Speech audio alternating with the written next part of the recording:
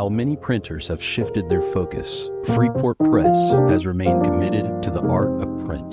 For companies that need a printing partner for magazines, look no further than Freeport Press. We offer the capabilities a customer would expect from a national printer while offering the level of customer service clients expect from a family-owned business. Freeport Press. We do print, and we do it well. FreeportPress.com.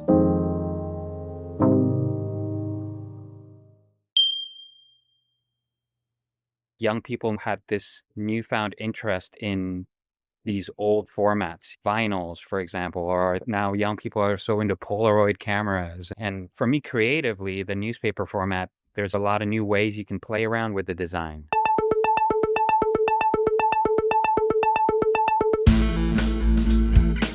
Today, creativity feels like it's being squeezed into smaller and smaller boxes. Content is designed to chase likes, rack up views, serve a clear function, a purpose. We're here to celebrate creativity for creativity's sake. No strings attached. Analog isn't dead, it's the new rebellion. This manifesto is part of a striking editorial in the first issue of Playground, a new magazine created out of Singapore by PopMart, the maker of the Labubu. I honestly never thought I would A, write that kind of sentence in my life, and B, understand it, but here we are, it's 2025, baby. If you're unfamiliar with PopMart, you are unfamiliar with one of the largest creative companies in the world, one valued almost as much as Disney or Nintendo. Playground is an extraordinary editorial project championed by creatives and executives in a company that claimed its mission is to, quote, light up passion, unquote, so that its brand can promote a, quote, galaxy of creative possibilities, unquote. You got all that? So by now you might be asking yourself a fundamental question. Why? Why this thing? And why print? Well, that same editorial anticipates this exact question. So why print? Because print makes you pause. You can't swipe past a paragraph in a magazine. You can't multitask while turning a page. Print demands your attention and invites you to linger, to savor, to think. So here it is, our first issue. Take your time with it. Flip through the pages, spill some coffee on it if you must. Just don't try to scroll. Amen. My name is Arjun Basu, and this is The Full Bleed. We should start by describing not Playground, but the publisher, which is PopMart. And a lot of people in the world may not know PopMart, but they know PopMart's product. So what is PopMart? I'm just trying to figure out where to start. Come on, Vicson, you can do it. We are an IP-based entertainment company. And entertainment is like a kind of a big scope at the moment. We mainly manufacture and market toys, like collectibles, but we are now expanding. Let's just get it out of the way. What is your most popular product? Collectibles. And what is the collectible that everyone is talking about right now? Labubu. Labubu. I was telling Greg before, I never thought I would say Labubu during this podcast, and I'm talking to people who work for the company that make them. They're PopMart. They're creating pop cultural products for everyone, right? Correct. Yeah. So why then did they decide to create Playground? It was really an initiative that Greg and I pitched to our boss.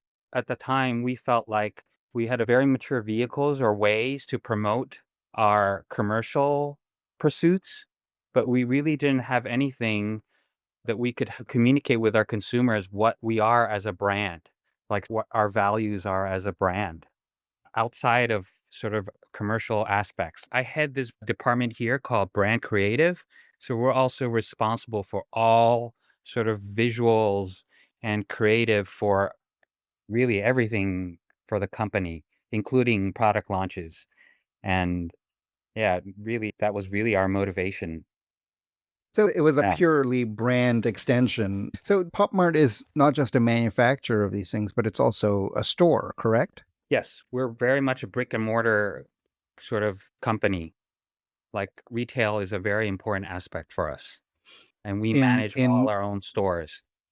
In many countries in Asia. In Asia, in the US, in Europe. Okay. And pretty soon in the Middle East. Yes. Global now. Greg, what is your background in terms of all of this? Vicson joined the company around the same time as I joined the company, and Vicson used to work at Condé Nast back in the day, and my very first full time job right after college was also at Condé Nast. So we started chatting, and then at one point this topic of the magazine came up, and we thought maybe we could try to do something different. And so right now I'm actually just handling the magazine full time. We have a small team, and for almost a year I was the only person running it like full time, but now we're building a team. Yeah. Yeah. So, Greg, is your background at Condé Nast, was it editorial or was it in a different sphere? I started out as a writer. I was writing for GQ for like almost 3 years. And then when I was about to graduate, I got an offer to be a digital editor at GQ when there was still GQ in Russia. And then I did that job for several months, but then I was really unhappy with it because, as I was telling you, I was just listening to the West Coast Journal episode. And what I could really relate to and what Yepi was saying is that entered the magazine world when it was all about digital. So I didn't really get a lot of opportunity to write for the print magazine itself. I was mostly doing digital. And digital was all about clicks and it was all about numbers. And the most frustrating part for me was that I had background in political science and economics. And then all I was doing all day was writing clickbait articles about 10 things every man needs to know about Kardashians. Like that sort of stuff. Yeah, you So, weren't adding anything to the world at that point. yeah. And Vixen, your background was on the Um, art side. Yes, I was the group creative director for Condé Nast China. So like at the time before I joined Condé Nast, I was actually consulting for the launch of Vogue China. And after that, they approached me and they were like, "Hey, we're launching GQ, we're launching AD, Architectural Digest, we're launching Traveler. Do you want to move to Beijing?" And 15 years later, I'm still in Beijing. Okay, so what was the meeting like with Pop Mart, with your colleagues there in terms of pitching this thing? Like, what did you pitch?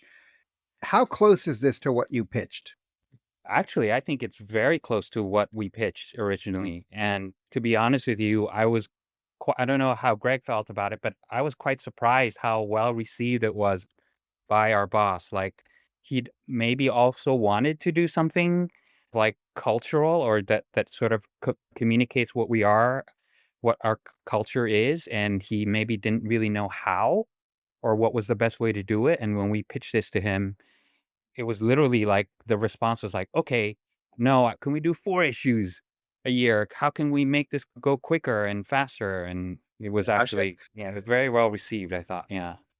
I think we should give you some background in terms of the fact that Playground actually used to exist as a magazine before. And it was run by our PR department back in the day. And it was like this magazine that was all about product. It was all like you flip through the pages, it's all toys. And there were maybe some interviews with like toy creators every now and then, but it was literally just a product catalog. And that magazine, like it didn't have a huge circulation. It was given away for free to our customers and or people who had a certain level of membership. And then it got canceled after just a couple of years. We happened because we wanted to revive the magazine in a completely different format, but the magazine had already been canceled. We didn't know whether our leadership would be able to accept this idea, like basically doing this magazine all over again. But yeah, as Vicson said, they were quite open. But they saw the difference between something that came from the marketing side and something that would come from the brand side. When I was in custom publishing, the first thing I'd ask is who's the client? Because if the client was in the brand side, you could actually create something a lot of fun. If the client was in the marketing side, you'd be like, okay, this is going to be a little boring. So I just want to describe what it looks like to the listener here because it is essentially an oversized newspaper. It's quite large. Was it like this before or was it in a different format before? We wanted something really more unique in terms of format.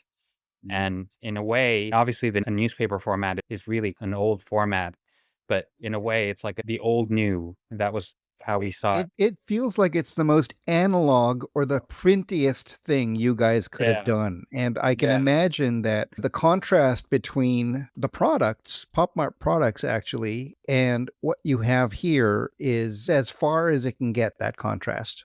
But there's real intention with this format. Yeah. Actually, the idea for the format was originally, if I remember correctly, was Greg's idea.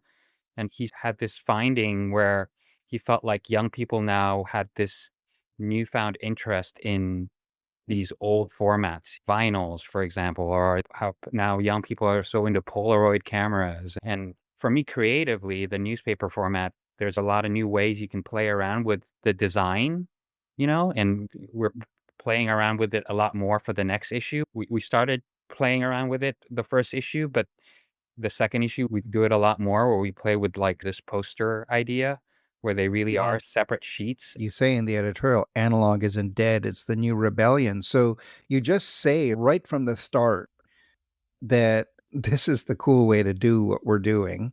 And on that level, it does fit your brand mandate in terms of the pulse of the youth and the world and the stuff you do. And there's a direct link between someone screaming when they open the bag and they see the boo-boo inside and this format that you have with Playground. Yeah. Abs- Yeah. And Go on. obviously the format is very social media friendly. There was But it feels ironic. It's very printy, but right from the start, you're saying like basically social media and the internet is, I won't say it's killing us. You go after it pretty hard right from the editorial. But then the photo of the staff is like everyone with their phones taking a photo of the photographer. So there's this sort of irony that's built in right from page one. actually, like when we started doing the magazine, we had this almost like an internal slogan in mind that was social to print, which might sound like a ridiculous idea, right? But we thought that we do want to create a product that's very printy, but we really cannot afford to avoid the impact that the internet had on content and how people perceive content. So we thought this product has to be a bridge. It is a physical medium, but we did want it to have certain sensibilities that are understandable to a person who grew up in the social media age, because we're actually going after a pretty young audience. Like our audience, I'd say, is roughly like 22, 25 years old.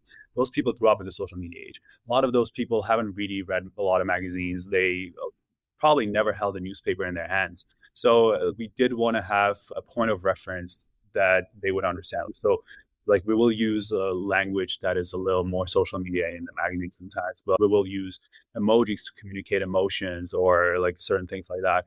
And that also goes back to that profile image. We were trying to make an issue about socializing and how our phones, algorithms, everything impacts socializing nowadays. So it was all this big merger. And as Vicson just said, like this format itself, like it is an old school format, but at the same time, it's the kind of format that it's very interactive, but it's also photogenic. We did think about that in the beginning. We thought like kids will probably want to take photos with this on social media.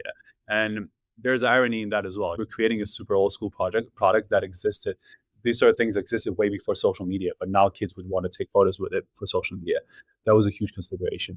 So that sort of starts answering my next question. Once you got the mandate or received the okay from your boss, how did you go about creating this magazine? You said the team was really small, but you used other people who were at the company. So how did you go about deciding what it would look like, deciding what was going to be inside it, deciding on the tone? How did that happen? I feel like it was a pretty natural. Where do we start?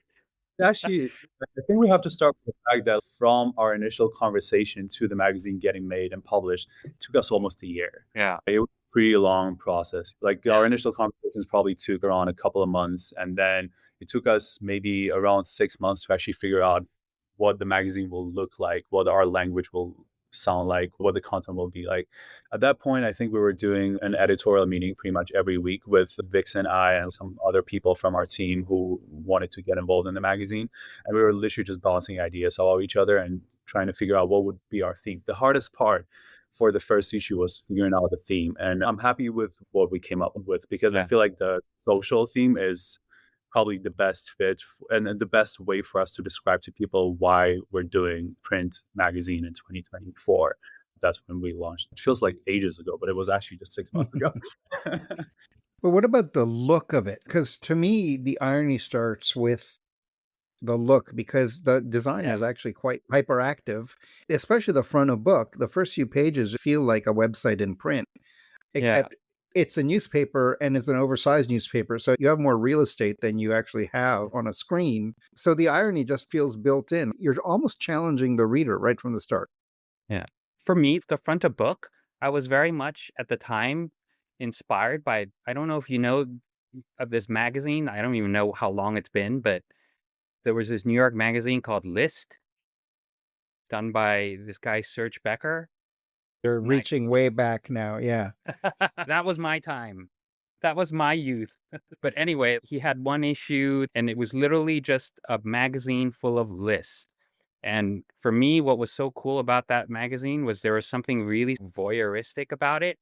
I still have that magazine at home, and what was so cool for me about that magazine was that you just keep going back at it and keep going back, and you keep finding new things that you didn't see last time. And the front of book for me was very much inspired about that. Like, we wanted to do a list, something very, I guess, in a way, like in depth. And then hopefully, like, when you look at it again, you'll find something that you didn't see before. And for the second issue, we're continuing that format for front of book.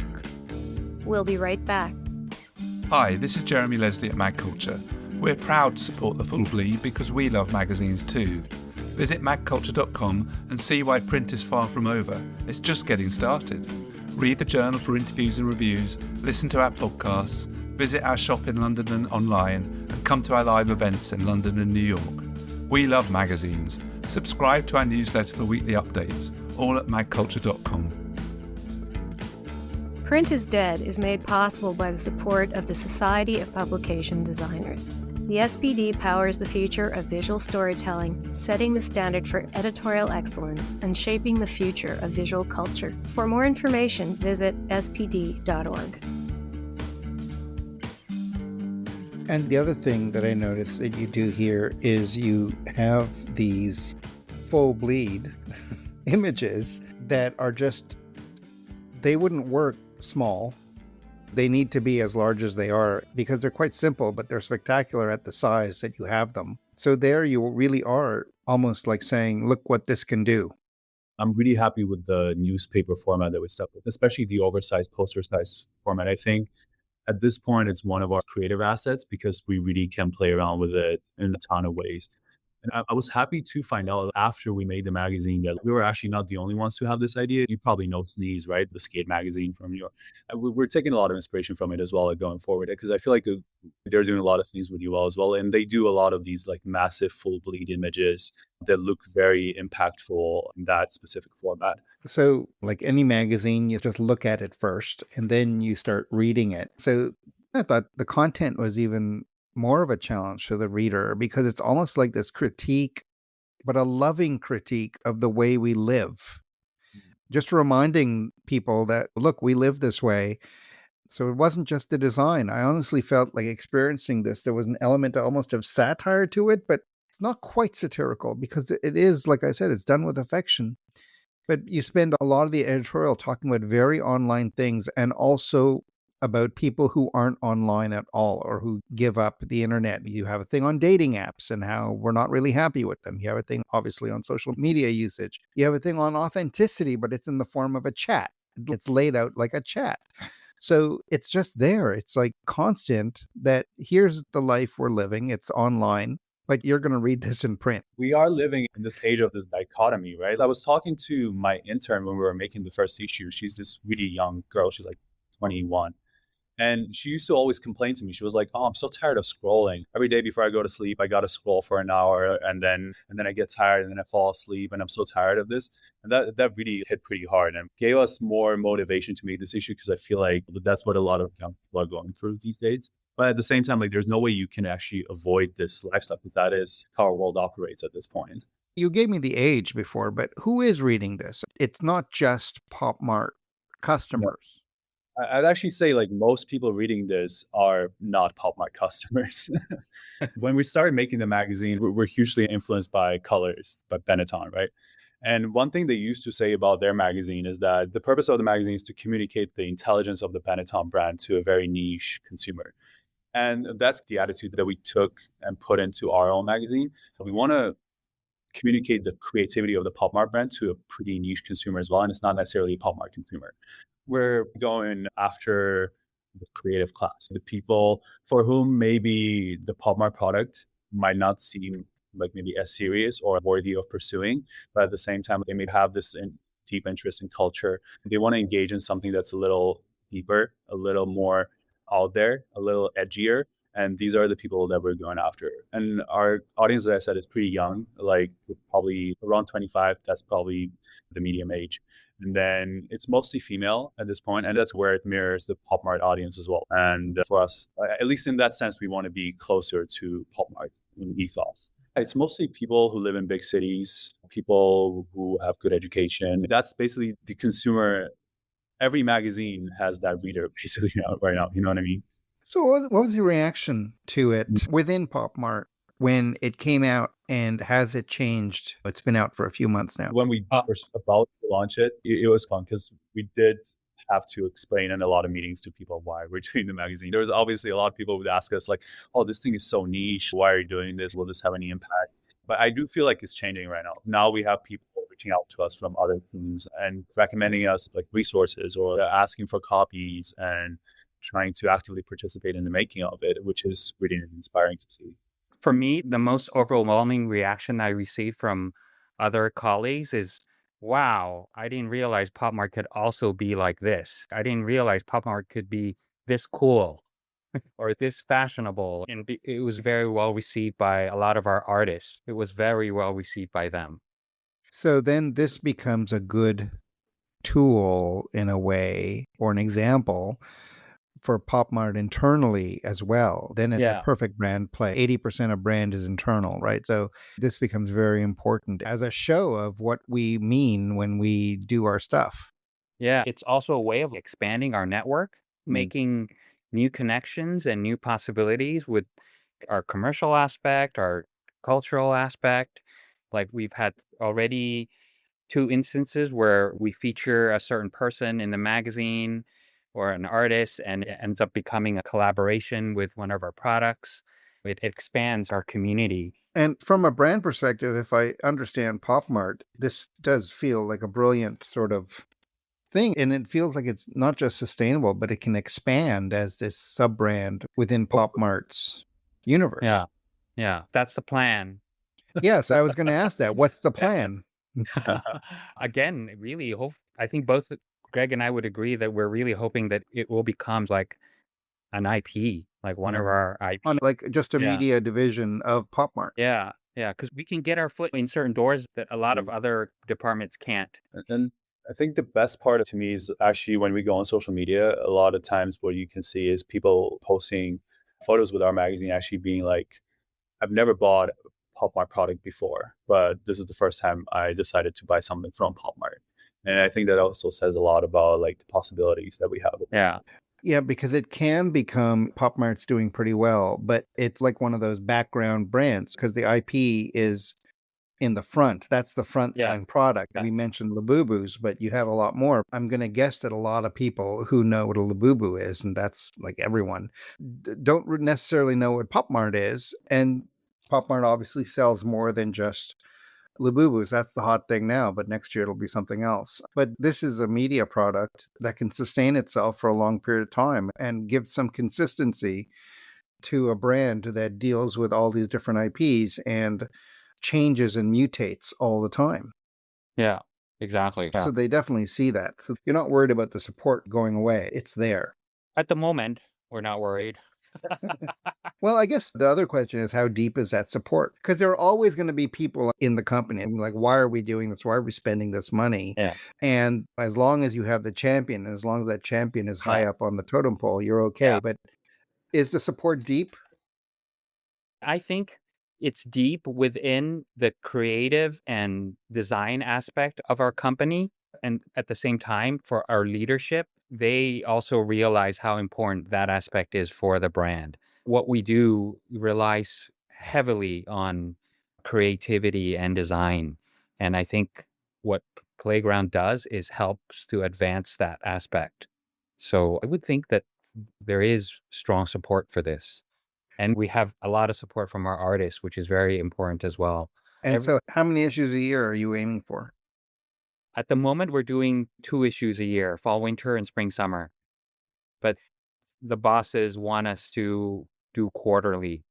But at the moment, we just don't have the capacity. Yeah, when you get to quarterly, it's almost like you're doing it monthly because it's just Yeah, constant and you just ramp up and you have to have a big yeah, staff. Quarterly is where yeah. the staff becomes big and it's a Feels full-time constant. staff. Yeah. Yeah. But with the current state of media and how magazines these days are perceived and bought, it's a big question whether or not we need quarterly, to be honest. But that's another question. I guess it depends on what you end up doing with the media as a brand overall. Your website is pretty bare bones right now, but Yeah, the that can website become is something definitely, too. yeah. The website is not the main focus, especially because our magazine, the biggest chunk of our volume is actually being distributed within China. And websites are not really a thing in China. Like people don't really look at them. But we're putting a lot more effort into our social media. But again, we don't want to be like a media on social media. No, well, that Uh, makes sense. You spend the whole first issue making fun of those people. Yeah, exactly. So our social media approach, I'd say, is also going to be like we're currently trying to figure it out and make sure that it's different from what a lot of other media are doing on socials. And I want it to be closer to what we do in print, but we're still figuring it out.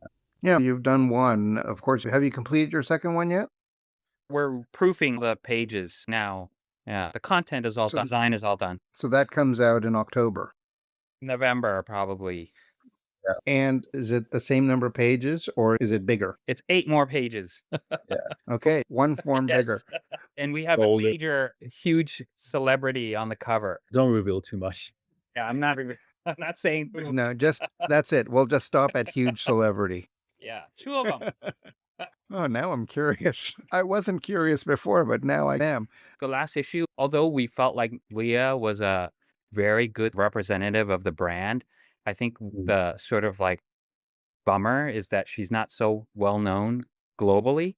I had to look her up. Yeah, our next issue is this person is definitely everyone knows her, him or her. Leah was really well perceived in China, though. A lot of the kids that we were targeting this magazine at, they did 'Cause tell us. she's really big. She's big there, right? She's The kind- big, up and coming. Yeah, She has recognition both in the underground and the mass market audience also really respects her. So she's really perfect in that regard. she takes a different path, which is why we felt like she was so perfect for our first issue. This, I guess I can call it the centerfold. The centerfold in here is really quite a stunning image. Again, playing with that size, you do it very well. There'll be much more of the next issue. Okay, I'll start with you, Vicson. 3 magazines that you love to tell people about right now. They're all old magazines. That's fine. One, definitely Interview. I've always been a big fan of Interview. I mentioned it before during when we launched, like our logo, our playground logo is very much inspired by old issues of Interview and the format as well. A big fan of Interview. I can't really think of any magazines that exist now that I like. That bad. Oh, you're one of those people. Back in New York, I worked for this studio called Work in Progress, and we also published our own magazine called Self Service. And Self Service was a major reason why I wanted to work at Work in Progress. Self service is no longer what it used to be, but those issues were very influential within the fashion industry. So that's one that I really like. If there's a magazine that still exists now that I would recommend, probably Casa Brutus. That's the one magazine that I still buy occasionally now because I'm really into interior design and architecture. Great. Greg? I think I'm on the same page with Vixen in the sense that we both reference a lot of old magazines. And as I mentioned before, colors was a huge influence like on Playgon and overall like on the ethos of the entire magazine. I grew up with magazines like Vice. Like that was basically my main point of reference. My very first internship ever was with Vice. That's probably the biggest influence on the tone of our magazine. We're not as outlandish as Vice was, but we're trying to go there. A lot of our social media content right now is Vice inspired. I don't know if you watched the Eddie Huang, the Vice is Broke documentary. I was very touched watching it. There were moments in it where I was like, oh, like old Vice was amazing. I'm in Montreal, and I remember when Yeah, Vice yeah. was just a street magazine here, and it's amazing what it became and what happened Yeah. to some of those guys. But like, I could get it at my corner store because that was one of the drop-off points, and we all watched Vice grow up, and then they hit and they moved to Brooklyn, and then they became what we all know now. So Yeah, they were very inspiring for a whole generation of people because they started from literally the bottom. Yeah. Exactly. And I think it's hard for us to do the same thing for a multitude of reasons. I want our magazine to also have balls. Basically, that's what I want for Playground. And then as far as the most recent magazine that I bought, a couple of months ago when we were in Paris, I picked up the first issue of Sabukado. I don't know if you've heard of this one. It's actually an online magazine that started out in Tokyo. Also, this German guy who's also a Vice alumni. And he started this online magazine called Sabukado, basically focusing on Japanese subcultures and a lot of their street style and that sort of stuff. And then recently they launched their first print issue. And I think it's pretty cool. It's more in the traditional magazine format, but the way they play around with the layout and the content is pretty interesting. It's from Tokyo, but it doesn't look like a Japanese magazine. But at the same time, they do integrate like manga and that sort of stuff inside the magazine. And it's pretty cool. The way your editorial ends, and I'm going to end this show that way. So here it is, our first issue. Take your time with it. Flip through the pages. Spill some coffee on it if you must. Just don't try to scroll. I love that. Thank you, guys. Appreciate it, Arjun. Thank you. Thank you so much. This has been The Full Bleed, a podcast about the future of magazines and the magazines of the future, and a production of Magazium LLC. This episode was produced by Patrick Mitchell. The theme music was composed and played by Jason Camelot. If you'd like to comment on this show, send an email to hello@magazium.co or visit our website at magazium.co, where you can read transcripts of all of our interviews from all of our podcasts, along with portfolios, archival photos, links, and more. You can also tell us what the mags you miss. Just fill out the form on the website. Once a month, we'll select the name of a lucky person, and they could win some fine swag. Speaking of which, we have a swag shop. My name is Arjun Basu. Thanks for listening.